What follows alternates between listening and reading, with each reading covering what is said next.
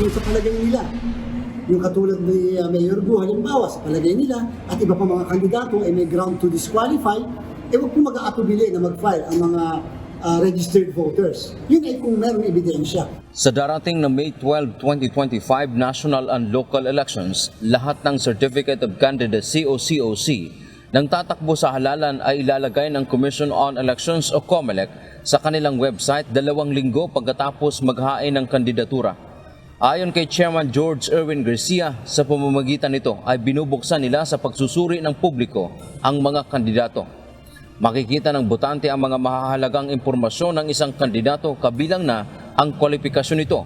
Kapag may nakitang discrepancy o maling impormasyon na inilagay ng kandidato sa kanyang COC, mas maaga na itong matutuklasan. Bigla pa lang may mga kandidato, pinag-ahanap pala ng batas. Yung mga kandidato, convicted pala. Yung kandidato ito, meron palang impormasyon ng mga kababayan natin, hindi naman pala citizen ng bansa. Maaring may magreklamo sa COMELEC para magawa ng aksyon kabilang narito ang posibleng pagdiskwalipika. Dagdag pa ni Garcia, ang COC ay isang public document, kaya dapat lang na makita ng ating mga kababayan, lalo na ng mga botante, at hindi inililihim. Makitang magkaagad, may access sa mga kababayan natin at malaman kaagad ano ang background ng mga kandidatong tumatakbo, sino pa siya.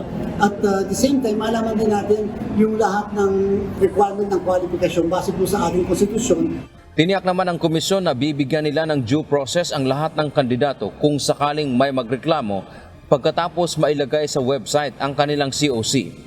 Pinaaral na rin ng COMELEC sa kanilang legal department para matiyak na hindi malalabag ang karapatan sa privacy ng mga kandidato. Bukod sa SOSE, ilalagay din ng COMELEC sa website ang Statement of Contributions and Expenditures o SOSE ng mga kandidato para masuri rin kung saan posible galing ang perang ginastos nila sa kampanya. Ito ang hakbang naman ng COMELEC para mapigilan ang posibleng narcopolitics o maging ang isyu ngayon ng Pogo politics. Dante Amento, UNTV, News and Rescue. Diyos ang aming sandigan, serbisyo publiko ang aming pinahahalagahan.